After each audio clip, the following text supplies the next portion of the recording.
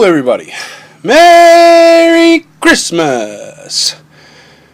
Good to be back.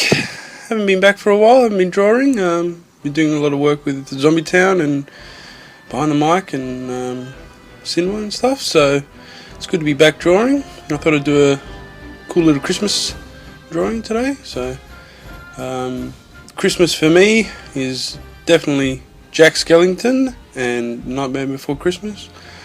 Classic movie, not your typical Christmas, and that's what we're looking for. The old Happy Apple.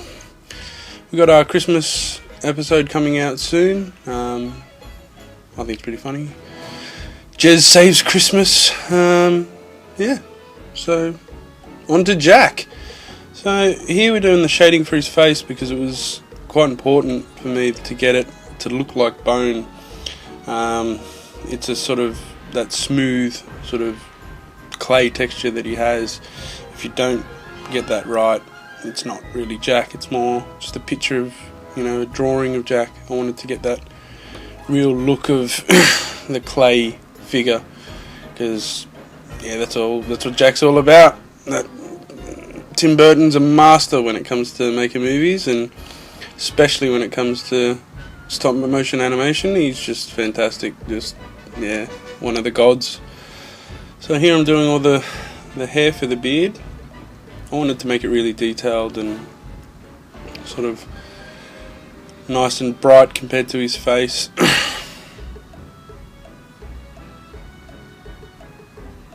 I do a lot of shading testing here and stuff to try and get it right. I wasn't happy with a few of it. I lost a lot of the details, so I had to come back and try and do it again. In the end it works. I like the effect that it has. Because of the screen capture, it's quite hard to see the detail, but like as usual, there's a HD pic at the end for you to check out. We've got the theme for Nightmare Before Christmas coming. I just think it's a cool entrance for Jack Skellington, the Pumpkin King. So same technique here for the fingers as I did for the face. I want it to look, even though it has a rough outline for the sketch, I still wanted everything inside to sort of look real and really detailed. It's the same with the fur here. I needed it really bright because for me it has to look like it comes from Santa and from Christmas Town, not from Halloween Town. So the two polar opposites. So I wanted to show that Santa's suit was still really bright and colourful and clean, and Jack was still his old dirty skeleton self. So here I use a bit of blue to try and, instead of grey, to try and make it a bit brighter and a bit... so that's the background. I just wanted to see what it looked like in the back there. I found that background. I think it's a cool sort of spooky background. Went well with the picture. So now I come through and do a bit of texturing over the suit because it was too bright. It didn't look like material. So put it all over the red, then came back and started to do the shading.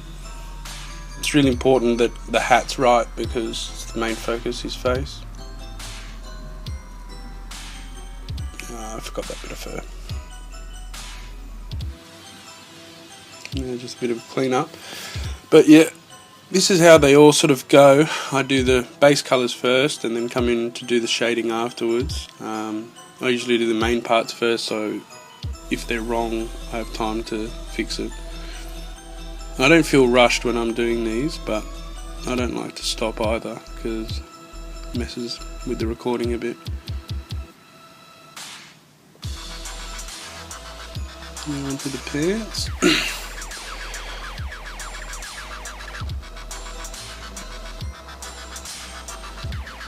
Here I make that its own layer and use fade tools and the shading tools to make that the way it looks there.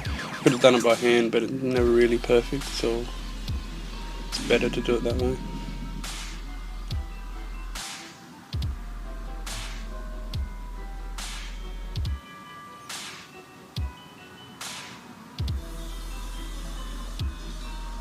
So after all the red, I've come in and done all the details, the belt and the little bits around, and then now I've got to come and do the background.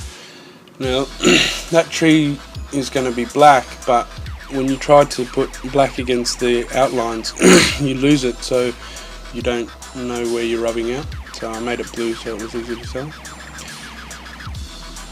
I put a embossing over the black to make the edges have the white on them like that.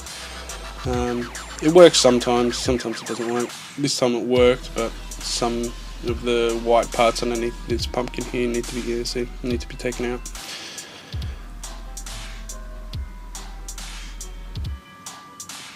Yeah, so I got a texture of flame.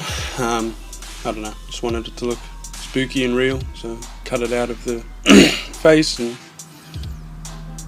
I think it looks alright.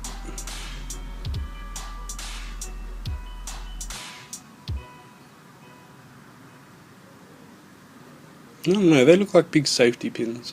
I don't know what they were meant to be.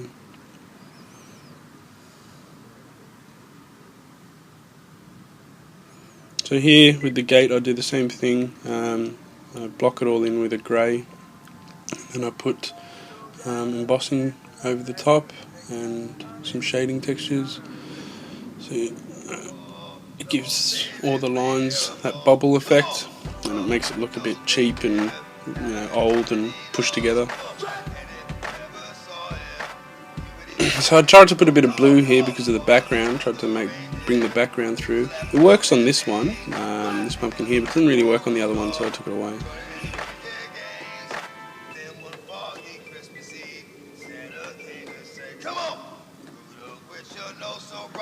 Now the last pumpkin. So this just didn't seem to work at all. Kept playing with the colours, but eventually I just did that. Now onto the walls, I believe. Just checking over everything. Now the walls need to be a grey because of the brick and everything, but a blue needs to go into it because of the background.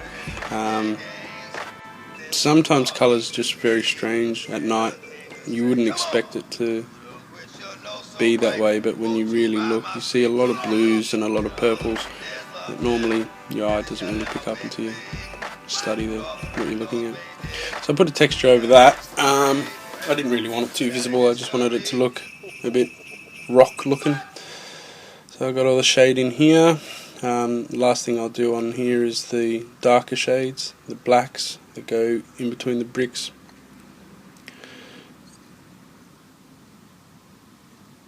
And a little bit of the detail in the bricks.